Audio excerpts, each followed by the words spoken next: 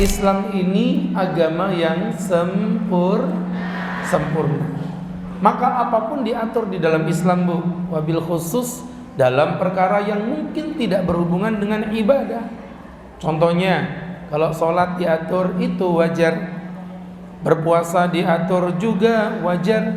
Ini bahkan sampai dalam tatanan kehidupan, jual beli ada aturannya, dalam transaksi kehidupan ada aturannya, termasuk bahkan dalam walimah, melaksanakan pesta pernikahan juga ada aturannya.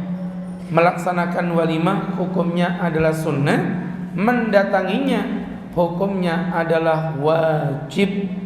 Bahkan Nabi mengatakan, wa man taraka da'wa, barang siapa yang tidak mendatangi undangan pernikahan, tentunya tanpa uzur ya. Kalau dengan uzur itu nanti lain masalah, Pak. Barang siapa yang tidak mendatangi undangan pernikahan, faqad asallah wa rasulah, maka dia telah bermaksiat kepada Allah dan Rasulnya. Sebagian riwayat faqad asa Abul Qasim, dia telah mendurhakai Abul Qasim, bapaknya Qasim. Bapaknya Qasim itu siapa, Bu? Nabi Muhammad. Nabi Muhammad itu anak pertamanya Qasim, makanya disebut Abu Qasim, bapaknya Qasim. Ustadz Agus anak pertama namanya Wildan, makanya dipanggil Abu Wildan, bapaknya Wildan. Ya, ini bapak punya anak pertama namanya Gosok, Abu. Apalagi anak vulkanik, Bu, jadi Abu Vulkanik. Jadi itu namanya kunyah ya. Nah, sahabat-sahabatku yang berbahagia, seburuk-buruknya makanan adalah makanan walimah yang dikhususkan untuk agniya, kata Nabi begitu. Wa man taraka da'wah, barang siapa yang tidak mendatangi dakwah undangan, faqad asallah wa rasulah, maka dia telah mendurhakai Allah dan Rasulnya. Jadi mendatangi walimah hukumnya wajib. Namun apabila walimah tersebut mengandung kemaksiatan, nah ini yang akan kita coba bahas, Bu ya. Ini berbahaya, Pak. Karena kemaksiatan yang tipis-tipis itu jauh lebih mengerikan. Mohon maaf ya. Ini dia berzina, wah, berzina, dia membunuh, dia pakai narkoba, wah, mengerikan. Tapi kalau mohon maaf Bapak Ibu, dosa-dosa yang tipis, dia ngegibah, mungkin orang biasa-biasa aja. Padahal ngegibah itu, Bu, dengerin pelakunya. Ngegibah itu, kata Nabi Muhammad SAW, diumpamakan seperti orang yang memakan daging saudaranya dalam kondisi bangkai. Ayuhibbu ahadukum ayyakula lahma akhihi maitan fakarihtumu. Apakah engkau tidak merasa jijik jika engkau memakan daging saudaramu dalam kondisi bangkai? Bukankah itu sesuatu yang menistakan untuk dirimu? Nah, jadi pelajarannya, ibu-ibu, bapak-bapak yang dimuliakan Allah, ada dosa yang tidak dianggap dosa. Nah, termasuk dosa-dosa yang terjadi dalam pernikahan. Apa saja Pak Ustadz? Ini Ustadz mau ngomong tapi jangan tersinggung ya, karena biasanya banyak terjadi di antara kita. Jangan tersinggung ini. Ini kalau Ustadz ngomong ibu tersinggung, ya udahlah kalau gitu nggak usah dibahas aja. Nggak, takutnya ibu tersinggung. Mestinya ibu tuh ngomong saya mau Pak Ustadz, jadi kan Ustadz enak ngomongnya. Tapi kalau ibu diem aja gimana Ustadz mau ngomong? Ibu tuh boyong ngomong Pak Ustadz saya tuh mau gitu. Jadi Ustadz kan ngomong enak begitu loh. Tapi kalau ibu diam aja gimana Ustadz tahu perasaan ibu? Emang Ustadz tahu perasaan ibu? Makanya ibu tuh ngomong Ustadz saya mau gitu. Ibu nggak mau kan? Mau nggak tuh kan? Gak ada yang jawab, ya sudah. Nggak bisa, udah telat Bu, males ya. Jadi teman-teman yang dirahmati Allah, yang pertama, dan kayaknya di sini ya ada juga pelakunya itu. Apa Pak Ustadz? Yang pertama adalah tukar cincin emas untuk laki-laki. Ustadz bingung juga sih, kenapa sih kudu tukar cincin gitu, kenapa? Ustadz, kan cincin itu simbol dari sebuah ikatan. Loh Bu, Bapak sadar nggak? Akad itu bahasa Arab loh. Terjemahannya akad itu apa Pak? Mengikat. Ngapain diikat lagi pakai cincin-cincinan? Anda lebih yakin tradisinya Allah atau tradisinya orang Eropa? Tukar cincin. Loh kalau tukar cincinnya oke lah, fine. Ustadz nggak masalah. Saya pernah jadi penghulu Pak. Jadi saya berhadapan langsung. Dulu saya penghulu Bu, 7 tahunan. akhirnya mengundurkan diri karena biasa ngelihat ibu-ibu pengajian solihah, mata Ustadz nih adem. Pas akad nikah beda, pakai baju seksi, susunya kelihatan setengah begitu. Udah gitu dia salaman sama suaminya nunduk, aku kecipratan berkahnya. Dilihat dosa, enggak dilihat mubazir, enggak dilihat sayang ya. Cengar-cengir bapak ngerasa. Jadi teman-teman, akhirnya udahlah Ustadz mundur. Dan di situ Ustadz berjuang tentang ini Bu, ya masalah tukar cincin. Gak boleh laki-laki pakai cincin emas. Kebanyakan laki-laki selalu ngelesnya begini loh. Bukan laki, bahkan mamaknya belain, Ustadz gak apa-apa lah, Ustadz ini gak gaul. Orang cuman dipakai sebentar aja, cuman ngek, lepas lagi boto-boto, cekrek-cekrek, lepas ngok. Jadi cuman ngek, ngok, ngek, ngok, selesai gitu aja. Bu, ibu dizinain orang boleh nggak? Ya nggak boleh tat, zinanya dikit aja cuman ngek, ngok, begitu. Boleh nggak? Boleh nggak? Siapa bilang boleh tadi sembarangan aja? Bu, nggak boleh. Kenapa Pak Ustadz? Makana kathiruhu haram, faqaliluhu haram. Apapun banyaknya haram, maka sedikitnya juga haram. Nih mohon maaf Bu ya, bir 1 botol begini Ustadz minum mabuk nih. Tapi Ustadz minumnya cuman begini Bu. Kira-kira Pak, kira-kira aja hukumnya halal apa haram? Mabuk gak Ustadz tadi dengan begini? Gak mabuk, tapi halal apa haram? Tetap haram. Makana kathiruhu haram, faqaliluhu haram. Apapun yang banyaknya haram, maka sedikitnya juga haram. Nah, sama dengan yang tadi Bu ya, orang melakukan pakai cincin haram. Ya udah, mau walaupun sedikit, laki-laki nggak boleh pakai cincin Bu, dosa. Ya, maksudnya bukan cincinnya loh ya, emasnya. Karena Nabi SAW dalam riwayat Abu Musa al-Asy'ari diceritakan Nabi SAW bersabda, "Ukhillat dhahab wal harir li'inati ummati wa khurima ala dzukuriha." Dihalalkan emas dan perak untuk perempuannya umatku, tapi diharamkan untuk laki-lakinya. Jadi perempuan boleh pakai emas, laki-laki enggak boleh. Perempuan boleh pakai sutra, laki-laki enggak boleh. Yang cari duit laki-laki, yang perempuan di rumah puas. Kami yang kerja, kau yang menikmati. Jadi ibu-ibu yang dirahmati Allah, laki-laki nggak boleh pakai sutra Pak, haram. Ada penelitian membuktikan 95% laki-laki yang rutin pakai sutra tidak akan bisa punya keturunan. Sutra di Indomaret itu loh Bu ya. Sutra. Oh iya.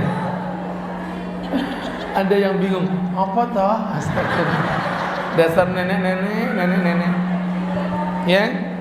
Jadi teman-teman yang berbahagia, ibu yang dimuliakan Allah Subhanahu wa taala, kami mempertegas laki-laki haram menggunakan emas dan sutra. Nah, ketika tukar cincin itu dipasangin begitu, Ustadz jangan cuma haram. Solusinya apa? Loh gitu Bu, anak zaman now tuh modelnya begitu tuh. Udah nyata-nyata haram, dikasih tahu haram ngotot. Solusinya apa?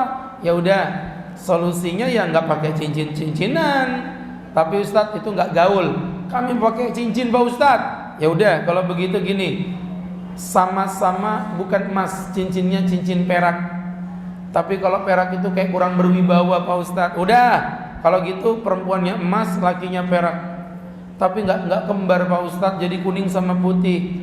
Ya Allah ya Karim. Ya udah, kalau gitu emas putih versus dengan perak, selesai. Ya kan? Jangan pakai cincin tukar cincin emas. Oh mau melakukan ibadah kok maksiat itu gimana? Hati-hati Bu. Ini kadang-kadang kalau nggak dinasihati yang begini lupa tuh. Tukar cincin laki-laki pakai emas wal iyadzubillah, hukumnya haram. Itu yang pertama. Yang kedua, mengikuti adat budaya yang bertentangan dengan syariat Allah. Yang bertentangan dengan syariat Allah. Saya sering bilang Bu ya, nih mohon maaf, satu titik ada orang Islam anti budaya, salah. Satu sisi ada orang Islam pro budaya sampai apapun dikerjakan. Di mana kaki berpijak, di situ langit dijinjing. Nah itu keliru. Yang benar yang mana Tat? Yang benar tengah-tengah. Budaya itu wajib dihormati karena itu warisan orang tua kita. Adat budaya itu wajib dijadikan standar karena itu warisan bapak nenek kita, selama budaya itu tidak bertentangan dengan perintahnya Allah. Makanya kemarin saya ditanya, Tat, ini ada mau syukuran 4 bulanan. Saya bilang ya monggo, 4 bulanan, 7 bulanan, 5 bulanan, 6 bulanan silakan, selama isinya cuman berdoa.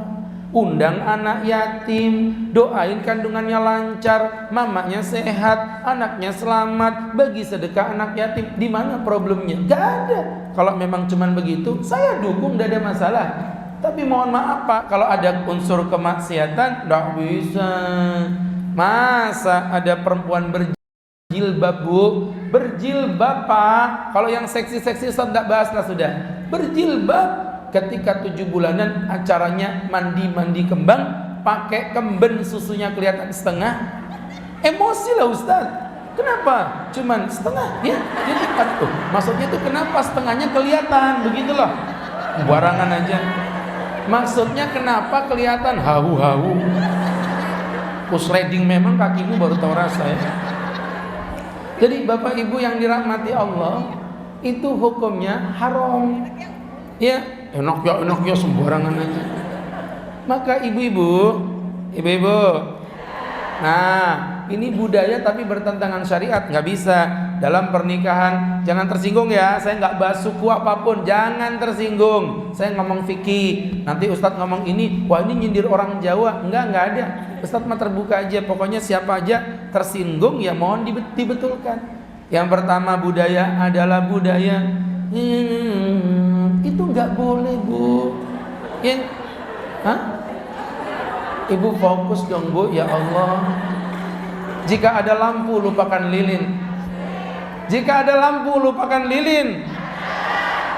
Jika ada aku lupakan yang lain. Masya Allah. Ngimpi apa? Godain nenek-nenek begini nih.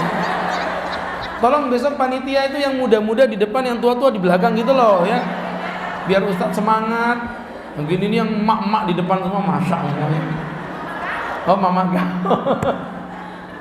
nggak apa-apa Bu, yang tua casingnya, yang penting kan sinyalnya Bu. Oh iya, janda aja pede kok ya kan.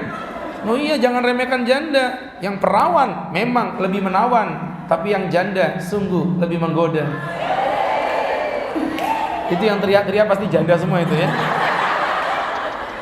Jadi ibu-ibu, budaya yang pertama yang sering dilanggar adalah injak telur.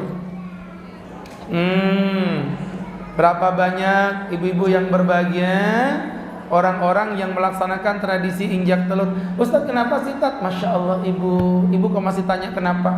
Pak mohon maaf Pak, Bapak tahu bagaimana perjuangan ayam melahirkan telur? Mempertaruhkan nyawanya, pembukaan 1, pembukaan 2, pembukaan 3. Ibu ngeluarin bayi yang lunak aja kesakitan. Ini telur ada cangkangnya guys. Enak ibu, tiba-tiba ibu pecahin, diinjak-injak, habis itu dibuang.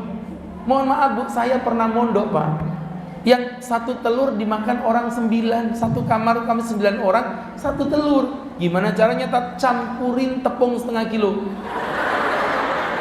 Itu telat dikit gak bisa dimakan sudah Pak ya. Kerasnya luar biasa itu. Ustaz pernah mondok kayak gitu hidupnya. Loh, mohon maaf ya Bu ya. Makanya ibu-ibu yang dimuliakan Allah Subhanahu wa taala, itu tadi yang pertama poinnya adalah injak telur. Nah, ini Pak Ustaz solusinya. Gitu orang zaman sekarang Bu. Ya udah gini solusinya Bu ya. Beli sikat gigi. Beli telur, kemudian itu telur dibersihkan cangkangnya Bu ya, pakai sikat gigi sampai bersih, kemudian taruh di dalam plastik diikat, silakan. Acara resepsi berikutnya adalah prosesi injak telur. Telur diinjak, jangan dibuang-buang cangkangnya, goreng makan berdua situ biar makin romantis. Gitu. Budaya itu kita ikuti kalau tidak bertentangan syariat. Kalau bertentangan syariat tidak bisa. La ta'ata li makhluqin fi ma'siyatil khaliq. Tidak ada ketaatan bagi makhluk jika bermaksiat kepada Sang Pencipta. Yang kedua, mohon maaf jangan tersinggung. Suka tebar-tebar beras kuning. Ada orang nikahan datang dilemparin beras kuning begini. Allahumma sholli ala Muhammad, dilempar telur, dilempar beras kuning. Mohon maaf Bu ya, anak kita waktu kecil makan 1 biji nasi gak habis ibu marahin. Nah nanti nasinya nangis. Sekarang anak nikahan ibu lemparin beras. Itu namanya inkonsistensi namanya Pak. Bapak gak konsisten itu. Ya, gak boleh buang makanan. Berapa banyak saudara kita di Palestina yang tak mampu makan itu ya. Kemudian juga yang ketiga suka pasang sesajen. Besok nikahan, malamnya masang sesajen, ada kopi, ada apem taruh luar. Nanti pagi-pagi dilihat kopinya berkurang. Ya, akhirnya diminum sama Mbak Eyang. Mbak Eyang gundulmu situ. Dan namanya kopi kalau di luar ya pas muap, kutapak mulutmu baru tahu rasa. Nggak ada Pak. Ya, mohon maaf kalau mau berkah, panggil anak yatim. Ini mau nikahan, panggil pawang. Masa orang nikah pakai pawang? Dipikir nasi goreng apa ditabur pawang? Bawang tuh yang dijagain kiper. Gawang yang ibu pakai di kuping nih. Giwang bukan di kuping, di tangan. Gelang itu yang tempatnya air tuh. Selang yang terbang di atas tuh Bu. Oh elang. Jadi ibu-ibu gini nih kelihatannya ibu kayak pinter gitu. Padahal aku yang mikir itu. Kamu kan cuman ang begitu aja. Barangan aja ya. Jadi ibu-ibu ada nikahan pakai cincin, tapi ini besok nikah mendung ya tat. Doa Allahumma hawalaina wala alaina. Allahumma hawalaina. Ya Allah sekeliling kami, jangan pada kami. Gak boleh doa nolak hujan, dosa. Hujan itu rezeki gak boleh ditolak. Ya Allah jangan hujan, gak boleh. Tapi ya Allah sekeliling kami, jangan pada kami. Tuh, nanti tiba-tiba awannya geser ke Penajam. Di Penajam ada orang nikahan. Allahumma hawalaina wala alaina. Geser lagi balik papan. Ya, kata malaikatnya, maksudmu apa ini ya? Capek aku dorongin awan ini ya. Jadi ibu-ibu ya Allah ya Karim. Teman yang berbahagia, itu budaya-budaya yang begitu Bu harus digeser Bu ya, dengan segala hormat. Selama tidak bertentangan syariat, kami dukung budaya. Tapi kalau bertentangan nggak bisa. Loh, mohon maaf ya Bu ya. Mudik itu kan budaya. Nabi Muhammad orang mana? Orang Makkah. Tinggalnya di mana? Di Madinah. Lebaran pernah nggak Nabi mudik ke Mekah? Nggak pernah. Tapi apa kemudian kita haram melakukan mudik? Tidak, silakan. Ya, tetapi mohon maaf, selama mudiknya tidak menimbulkan kemudaratan. Baik. Kemudian berikutnya yang ketiga, ini ibu-ibu banget nih. Membuka aurat dikarenakan pakaian budaya atau pakaian adat. Ada pakaian adat itu yang mempertontonkan tadi belahan dada, ada tadi pakaian adat yang pakai baju udah pakai jilbab atas bawah tapi lengannya cuman sebagian gini Bu. Ada, saya nggak perlu sebut nama suku ya, karena kita ini saudara NKRI lah, nggak usah disebutin nama suku. Saya bilang memang bajunya harus begitu Mbak. Kalau kita begitu Pak Ustaz, memang baju kita toh sampai segini saja tuh. Ada, saya nggak mau nyebut nama suku ya. Jadi teman-teman, iya Pak Ustaz, begitu ya. Mau kemana? Mau makan? Makan di mana Ki? Makan di ikan panggang.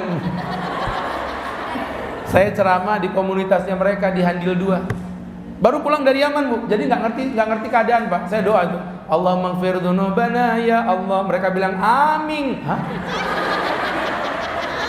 Kenapa amin? Waktu itu kan amin lagi terkenal extravaganza itu loh Bu. Pas lagi pulang supirnya saya tanya, Pak supir, ada apa Pak Ustaz? Kamu orang mana? Tebak aku orang mana Pak Ustaz? Ku tampar memang kau ya. Nggak pakai tebak-tebakan, Ustaz sudah kelihatan kau. Orang mana? Kita orang Bugis Pak Ustaz. Saya mau tanya sama kau, kenapa teman-temanmu bilang aming-aming tadi? Pak Ustaz, kita orang Bugis tuh kalau bilang N jadi eng. Oh begitu. Semua orang Bugis begitu. Tidak Pak Ustaz, itu yang eng-eng itu orang Bugis yang dari desa. Kalau aku ini orang Bugis yang modern. Sama aja. Ya Allah ya Karim. Ya Bu, Ibu, balik lagi ya, membuka aurat nggak boleh. Suku apapun ya, saya nggak ngomong suku tertentu, jangan tersinggung. Pokoknya budaya apapun yang mempertontonkan aurat tidak diperbolehkan. Kalau mereka yang tidak berjilbab, I don't care. Sudah Ustadz bilang dari tadi, aku nggak ngurus. Yang Ustadz urus itu yang kayak gini loh Pak, lihat ini loh, wanita-wanita solihah yang wajahnya saja memancarkan aura keimanan, walaupun potongan tetap mencurigakan. Jadi teman-teman yang berbahagia, yang kayak gini ini kemudian kecemplung dalam kemaksiatan hanya atas dasar pernikahan. Pak Ustadz, yang tipis-tipis apa? Yang pertama, bajunya terlalu tipis. Ibu mohon maaf pegang omongan Ustadz, gak tahu kenapa. Kenapa kalau nikahan pakai kebaya tertutup tapi dari ketek ke bawah selalu tipis? Apa kau ingin menunjukkan otot-ototmu yang begitu kuat itu? Fakta begitu, betul nggak? Lengannya kebanyakan tipis Bu ya? Kenapa? Berjilbab, kenapa Bu? Khasnya gundulmu situ. Orang dibilang haram khasnya. Jadi ibu-ibu memancing emosi orang ini ya. Kita ceramah teriak panas-panas begini. Nah. Dia ini kan khasnya. Aku cubit pipimu baru tahu rasanya. Jadi teman-teman mau kucubit tapi janda, baik Pak? Maka ibu-ibu bajunya nggak boleh terlalu tipis. Yang kedua, bajunya udah tebel Pak. Bapak juga bertanggung jawab loh ya. Ini kayak gini saya ngomong ke ibu, pikir Bapak nggak dosa kalau istri Bapak kayak begini Bapak diemin. Bapak juga dosa. Yang kedua apa Tat? Bajunya ketat. Lo melihat kebaya tuh, kebanyakan tuh melihatkan lekuk tubuh. Lah kalau bagus porsi bodinya sesuai. Ini enggak, ini Masya Allah belenduk. Lipatan perut bumi 7 lapis 7 kerak dengan 7 mata air yang berbeda-beda.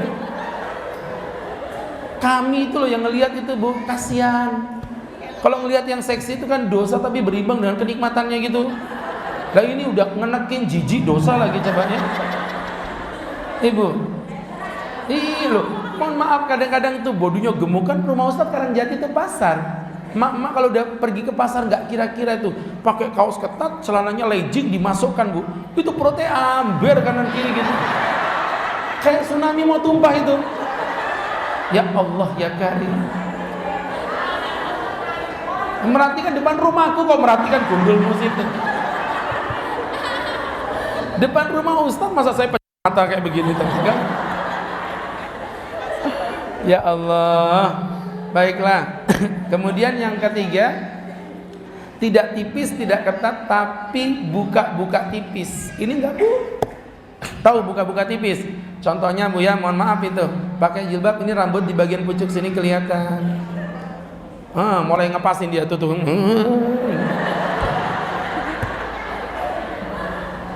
Enggak boleh. Atau mohon maaf ya, ada perempuan kalau pakai baju tuh gini nih, lihat nih. Nah, ininya ada yang model begini nih, model trennya begini, nggak boleh. Pakai fokus ke Ustadz, nggak usah ngelirik-ngelirik, pasti gini, mbak. Kita ini lagi cari kebenaran, bukan mencari pembenaran. Nggak boleh kayak gini nih, nggak boleh. Kalau laki-laki nggak apa-apa Bu, perempuan nggak boleh. Ya, jadi mohon maaf teman-teman yang dirahmati Allah. Ini yang Ustadz maksudkan tadi, buka tipis-tipis. Itu juga tidak diperbolehkan. Baik, yang ketiga ya. Yang keempat, ini pasti ibu nggak pernah terbesit dalam pikiran ibu ini. Hati-hati. Ini nggak pernah kebesit dalam pikiran kita. Yang keempat adalah, kalau nggak dijelasin gini kadang kita nggak paham Bu. Yang keempat, kelihatan bagus gitu, kayak dipandang orang tuh kayak keren gitu. Ya sabar Bu, astagfirullah ya. Yang keempat, ternyata mohon maaf Bu. Dan kita lakukan bertahun-tahun, biasa berulang juga ya, sering terjadi yang seperti ini. Jadi yang keempat, itu tadi yang keempat. Kemudian berikutnya yang kelima. Oh belum. Ibu bisa sopan dikit gak sih Bu? Ya? Ibu kayak ngomong sama teman sendiri, belum. Sopan ibu pokoknya. Lihat bapak-bapak itu loh sopan. Lihat nggak ada ekspresinya.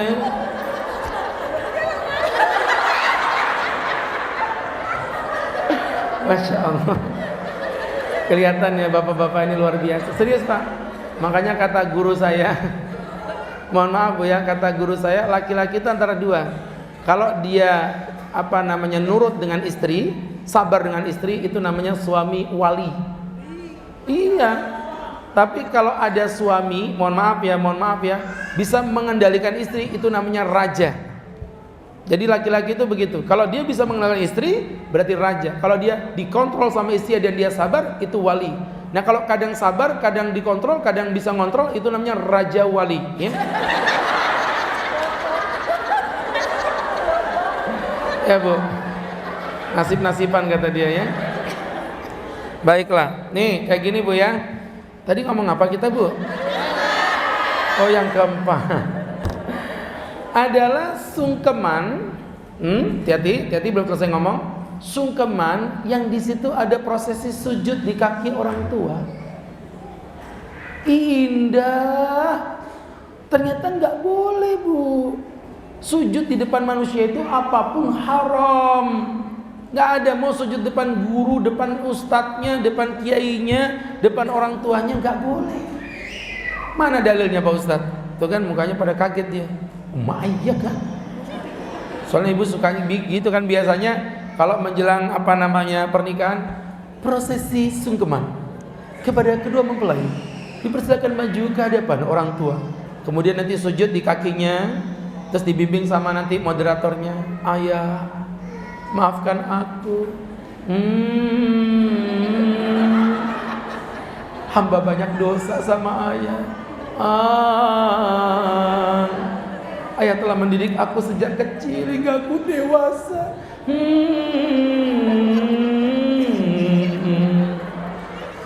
Apa yang terjadi jika ayah meninggalkan aku? Ini ada Ustadz muhasabah sekali backsound juga mulut-mulutnya sendiri ya. Ibu, ternyata yang indah itu dosa Bu. Iya. Mana dalilnya Pak Ustadz? Nabi bersabda, "Lau kuntu amiran ahadan ayyasjuda li ahadin." Andai kata aku boleh bersujud di hadapan orang lain, la amartu nisa an tasjuda amama zawjiha. Aku akan perintahkan seorang wanita sujud di hadapan suaminya. Dengerin. Andai kata aku boleh memerintahkan orang sujud. Andai kata aku boleh memerintahkan orang sujud. Berarti boleh enggak Bu? Enggak boleh. Nabi saja tidak mau memerintahkan perempuan sujud di hadapan suaminya. Ya, hati-hati. Nih mohon maaf teman-teman ya, sungkemnya nggak salah. Sungkem itu cukup mencium tangan orang tua, tapi tidak boleh sampai sujud di bawah telapak kaki orang tuanya. Ini yang namanya indah tapi salah. Kemudian berikutnya yang ke berapa Bu? Kelima adalah israf, berboros-boros. Oh, makanan diambur-ambur ndak karuan. Mohon maaf, jangan sombong. Jangan sombong. Anda hari ini punya kelapangan, saudara Anda di Palestina sedang kelaparan. Saudara Anda di Palestina nggak punya makanan, Anda buang-buang makanan. Makanya salah satu item yang membuat Ustadz tuh murka biasanya di rumah adalah kalau ada makanan yang disia-siakan. Gak boleh Bu, ya. Kayaknya lihat Ustadz tuh saking sayangnya sama makanan Bu. Kalaupun nggak terlalu parah-parah banget Bu ya. Kadang-kadang kan ada yang masakan tuh basi bukan karena makanannya tapi karena bumbunya. Saya bilang cuci, digoreng ulang, nggak apa-apa, jangan nyanyain makanan. Prosesnya makanan tuh nyampe ke mulut kita tuh luar biasa loh Bu. Ibu tahu bagaimana sengsaranya petani Pak, nanamin padi tuh. Menderita panas-panas. Udah muncul, udah selesai, belum. Nanti dibawa lagi untuk dibedakan mana kulit, mana beras. Udah selesai, belum. Diangkut dari pedesaan menuju ke perkotaan. Sampai di perkotaan gitu lagi Bu ya. luar biasa, dimasak dulu, masak pun menderita, kalau gagal jadi bubur. Ya kan? Jadi ibu-ibu jangan membuang-buang makanan. Nah, dalam pesta pernikahan itu banyak orang yang memang begitu. Makanya gini Bu, ini sebagai solusi Pak ya. Mohon maaf ibu-ibu, mohon maaf bapak-bapak. Ya udah nggak dimaafin, nggak jadi saya jelasin. Nggak, malas Ustaz. Maafin aku salah apa sama kamu, barangan aja. Ibu, biasanya ibu-ibu kalau makanan di pernikahan dilebihin ya. Contoh, ngundang 1.000, masakannya biasanya 2.000. Kan suami istri, biasanya dilebihin tuh jadi 2.500, begitu ya. Nah, sebelum nanti makanan menjelang habis tuh kan biasanya jam-jam 1 puncaknya tuh udah mulai terdeteksi tuh. Suruh satu orang beli box makanan itu yang dari plastik itu, dari Mika. Nanti kalau memang sampai menjelang 2:30 masih belum ada yang datang, langsung dipaketin tuh, langsung dibawa ke panti asuhan. Anti pijat sembarangan aja. Panti asuhan, anti pijat sembarangan. Bapak astagfirullah. Ya, jadi teman-teman yang dirahmati Allah, Bapak ini jadi laki-laki nggak punya harga diri, panti pijat, ustadz dong, massage. Baik teman-teman yang dirahmati, oh sama. Oke ya, jadi nggak boleh berlebih-lebihan, jangan ada makanan yang terbuang. Jadi tadi tolong diperhatikan Bu ya, di saat Anda buang-buang makanan di pesta walimah, Anda sadar nggak orang MIQ makan cuma nasi kecil, sebok kecil begini. Sabar, makannya di pojokan situ.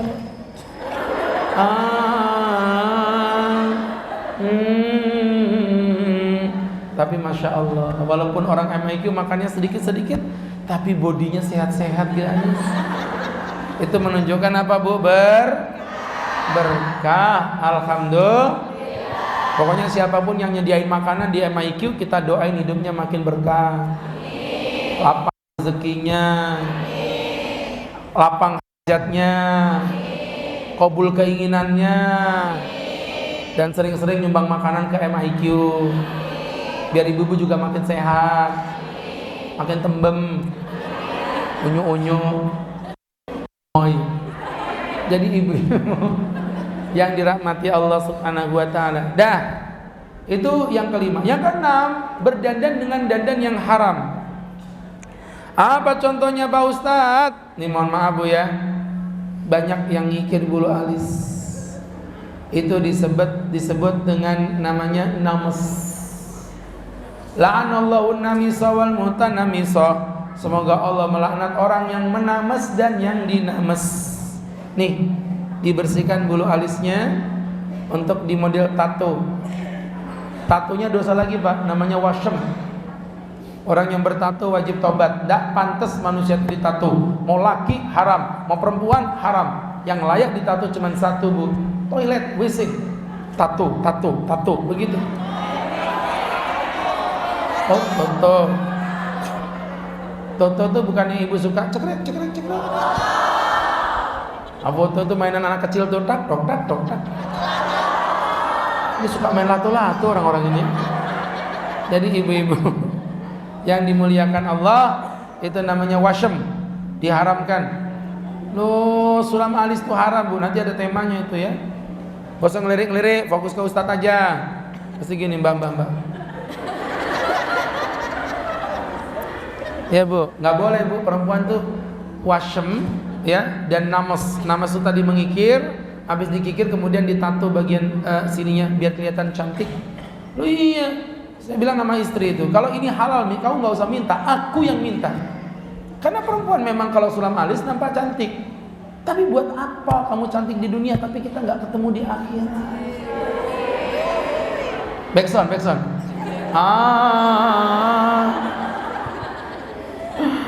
Ya Allah, kayaknya perlu backing vokal deh di sini 5 orang gitu ya. Ada yang mau daftar Bu? Baiklah. Jadi teman-teman, itu tadi yang keenam, dandanan yang haram. Yang ketujuh, apa Pak Ustadz? Percaya dengan hari baik dan hari sial. Di Islam tidak ada hari baik dan hari sial. Saya hanya percaya 2 hari, Pak. Apa Pak Ustadz? Hari baik dan hari baik banget. Jelas? Nggak ada hari sial. Yang sial tuh keyakinanmu. Ustadz tuh ngomong gitu ya. Aku tuh betulan Ustadz kerasa ini hari sial. Itu karena keyakinan. Makanya Allah bilang, ana inda dhanni abdi, aku ini tergantung prasangka hamba kepadaku. Kalau hambaku berprasangka baik, aku bakal baik. Kalau hambaku berprasangka buruk, aku bakal buruk. Jadi kalau ibu mohon maaf meyakini ini hari sial, itu sial bukan karena harinya, tapi karena keyakinanmu. Paham Bu? Gak boleh. Orang kadang-kadang gitu loh, naik motor mau pengajian agak jauh, tiba-tiba Bu ada geluduk Bu, tiba-tiba kunci motor Ustaz jatuh, brak. Istri bilang, Abi gak usah jalan sudah, kok firasat gak enak. Udah Mi, gak boleh gitu Bi, dosa. Tapi Bi, lawang istriku kok hawu-hawu terserah, iri, bilang bos. Jadi ibu-ibu yang berbahagia, kenapa Mi? Gak apa-apa, firasat gak bagus, kunci motor jatuh. Gak boleh gitu. Bilang gini, alhamdulillah kunci motor jatuh, Abi firasat mau dapat motor baru. Begitu. Kunci rumah jatuh, alhamdulillah Abi firasat mau beli rumah di Balikpapan baru. Begitu. Buku nikah jatuh,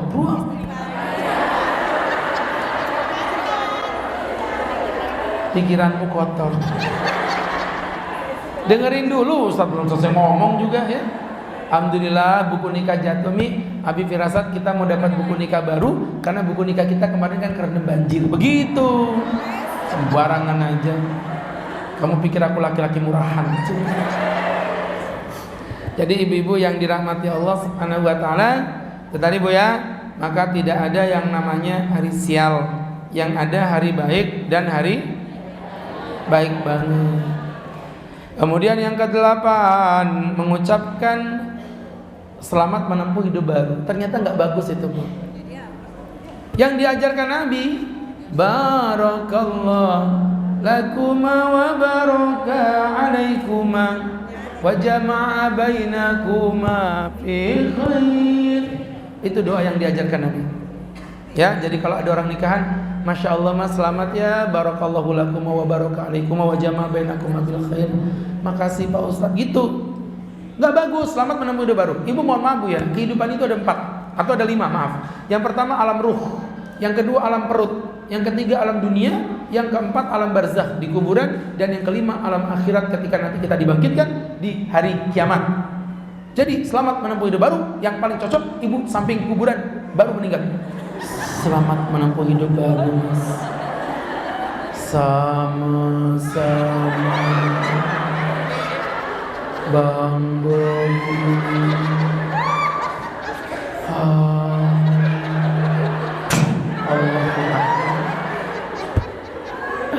Baiklah. Jadi teman-teman yang berbahagia, gitu ya teman-teman ya. Yang betul, barakallahu lakuma wa baraka alaikuma wa jama'a bainakuma fi khair. Itu yang diajarkan Rasul. Ya, minimal barakallahu lakuma wa baraka alaikuma. Kalau nggak mau panjang-panjang silakan. Memberkati orang yang sedang menikah, bukan selamat menempuh hidup baru. Kemudian berikutnya 9, musik dangdutan elektron. Penggemarnya langsung ketawa-ketawa Bu. Lihat Bu. Bu, mohon maaf Bu ya, mohon maaf. Siapa yang bilang dangdut elektron baik-baik aja? Suruh ke sini, saya mau tantang. Ayo, dangdut elektron di masjid sini sama saya. Menurut Ibu pantas gak? Sesuatu yang memang sudah gak bagus, dimanapun gak bagus. Yang jadi masalah setan itu merubah suasananya. Dangdutan elektron itu perkara yang gak bagus. Perempuan megol. Kemudian ibu bilang biasa aja karena pernikahan. Coba saya balik, acara maulidan, panggil dangdut elektron joget-joget. Pasti ibu mengingkari kan? Berarti itu menunjukkan itu gak bagus. Jadi siapa yang bilang itu bagus, ayo monggo silakan. Ketika almarhum bapaknya meninggal dunia, ya kan misalnya 3 harinya ada dangdut elektron di tempat itu. Gak ada yang mau kan Bu? Berarti itu memang gak bagus. Saya pernah Bu, Pak diundang Pak, pengurus masjid Pak. Karena yang undang pengurus masjid, saya itu saking hormatnya pakai gamis Pak.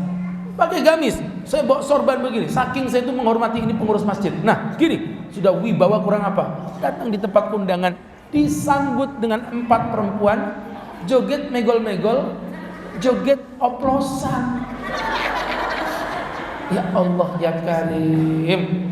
Coba lihat Bu, teman-teman yang berbahagia yang dimuliakan Allah Subhanahu wa ta'ala. Ini nggak benar ini. Makanya dangdut elektron tuh, ya Bu, mohon maaf, tolong digeser, hilangkan. Pak Ustadz, solusinya apa? Gantilah dengan nasyid-nasyid Islam. Ya, biar hati makin tenang. Dengarkan sholawat kepada Rasulullah. Sekarang banyak kok pilihan-pilihan Bu ya. Tapi yang sholawat betulan, yang original ya, hati-hati ya. Saya tuh sering lihat ibu-ibu tuh sholawatan tapi lagunya enggak karuan itu. Nawarti ayyami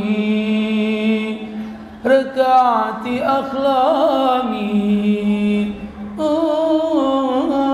nawarti ayyami. Pernah dengar lagu itu Bu? Bu, sekarang sudah ada YouTube Pak. Bapak tinggal ketik aja lafaz tadi itu nawarti ayyami, nanti keluar. Bapak lihat video klipnya, masya Allah. Perempuan pakai baju-baju seksi Bu. Itu yang ibu nyanyiin. Habibi ya nural ain ya kashil khayani. Sering dengar itu? Baik, kita cukupi sekian dulu. Mari bersama-sama kita bermuhasabah kepada Allah. Aku tuh paling benci kalau tanya nih. Jawab. Bu, pernah dengar yang Habibi ya nural ain? Pernah? Dengarnya di masjid Bu ya? Pas acara-acara agama Bu ya? Padahal itu lagu cinta Bu. Ada lagi yang ingin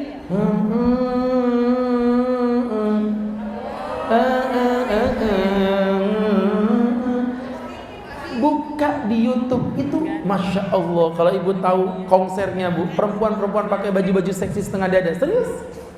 Itu di tempat kita dinyanyiin pakai rebana. Asal bahasa Arab ibu punya amin, amin. Ada ya Allah, amin, amin. Hei, bahasa Arab ya Allah ini pernah di Arab 5 tahun. Ya Allah itu artinya ayo. Jadi pelacur itu Bu, kalau manggil pelanggan yang ya Allah, ya Allah. Orang Indonesia amin, amin. Dipanggil berzina amin. Ya Bu. Kalau ya Allah itu baru memanggil Allah, tapi kalau ya Allah itu artinya ayo. Orang kita itu tidak tahu artinya amin-amin aja dia. Padahal tuh pelacur lagi godain laki-laki. Pelacurnya juga bingung kenapa amin-amin. Nah, jadi salawat yang original ya. Nah itu maksudnya. Dan yang terakhir Bu, masya Allah. Yang terakhir, masya Allah. Yang terakhir. Ntar Bu, belum keluar Bu tulisannya Bu. Bentar ya. Kalau Ustadz digital nih beda tuh ya. Jadi ibu yang terakhir adalah ini yang paling parah ini. Parah ini ya. Parah ini ya. Anak TikTok paham, yang mak-mak apa tadi? Itu yang lagi viral di TikTok itu loh Bu, yang parah ini ya. Meninggalkan sholat Bu. Meninggalkan sholat. Pak Ustadz, jam 10 dandan habis-habisan. Jam 11 tamunya baru pada datang. Jam 1 tamunya pada memuncak. Jam 1, jam 2 tamunya pada datang. Jam 2:30 mulai berkurang. 3:30 tamunya udah pada pulang. Jam 4 baru lepas baju, baru sadar zuhurnya ketinggalan. Tidak ada ulama yang mengatakan meninggalkan sholat karena menikah. Gak ada Bu. Meninggalkan sholat berjamaah karena menikah ada. Meninggalkan sholat gak ada. Jadi jangan dibuat-buat ya. Naudzubillahi min dzalik. Ada orang mau menikah, katanya mengambil keberkahan, sakinah, mawaddah, warahmah, tapi diawali dengan kemaksiatan, dan maksiatnya enggak main-main. Akbarul kabair ba'da syirki, dosa besar yang paling besar setelah syirik adalah tarkus shalah, meninggalkan salat. Solusinya gimana? Solusi lagi ya. Baik. Solusi yang pertama. Acara pernikahan dilaksanakan setelah Isya. Ini yang terjadi kayak teman-teman di Penajam ataupun di Samboja. Jadi dilakukannya setelah Isya, habis maghrib mereka sholat maghrib, habis itu sholat Isya, baru tamunya datang habis Isya. Walaupun ini memang kurang familiar di balik papan, tapi ada beberapa kali saya ngisi kajian seperti itu. Yang kedua, pernikahannya dandannya 2 kali. Ibu lapor sama yang tukang dandan, "Mbak, aku mau dandan 2 kali, tambah 1 juta mau?" "Mau." "Oke, deal." Itu yang kedua. Ya nanti ibu setengah 12 istirahat, dibersihkan lipstiknya, make upnya, kemudian nanti habis itu berwudu, sholat zuhur, habis itu nanti didandanin lagi, tambah duit 1 juta, nggak masalah, aman. Yang ketiga, ini yang paling keren. Kemarin saya diundang orang ke hotel Jatra, Bu. Artinya hotel mahal. Apa yang terjadi? Undangannya itu gede banget. Jam setengah 11 sampai setengah 3. Kok aneh setengah 3? Saya telepon yang punya acara, "Bu Haji, itu nggak salah kan tulisannya?" "Iya Pak Ustadz, sampai setengah 3. "Kenapa? Kok sayang, nanggung banget. Biasa orang kan nikah itu setengah 4. "Iya Pak Ustadz, biar anak saya bisa sholat duhur pada waktunya, walaupun telat-telat setengah 3 nggak apa-apa, tapi yang penting nggak melakukan qadha sholat." Masya Allah, ini yang nikahnya ada di hotel Jatra. Ada yang nikahan tuh pinggirnya gang aja, sombongnya luar biasa. Ya Bu, satu lagi Bu ya, saya tambahin lagi, priwet Bu. Nih hati-hati anak-anak muda. Tahu priwet ya? Ini mama nggak ngerti priwet dia. Tahu priwet nggak? Foto-foto itu. Di mana maksiatnya, Tat? Bu, mohon maaf ya. Akad nikah tanggal 1. Nikahannya tanggal 2. Undangannya disebarkan sebulan sebelumnya. Berarti waktu undangan disebarkan ada foto-foto mereka berpelukan di situ. Itu udah nikah belum? Tahu priwet ya? Yang berpelukan terus menunjuk ke atas lantai. Dipoto dari bawah begini. Iya kan? Berpelukan dalam kondisi belum menikah. Ya. Orang tuh berpelukan cuma 2. Yang pertama priwet, yang kedua calon wali kota, ya. Untuk Balikpapan yang lebih baik bersama Agus Khairul Huda. Begitu. Jadi ibu-ibu kalau Ustadz nyalon, se-Balikpapan tuh yang nyoblos cuma dia segini nih yang nyoblos ini. Ini juga yang pasti ada yang berkhianat, gak mungkin kompak semua. Oh, Ustadz gak ngasih seragam kok, males gitu ya. Udah kelihatan potonganmu tuh ya. Wani piro tuh kan kelakuannya. Duh, dasar jati. Apa jati? Janda sejati. Ya.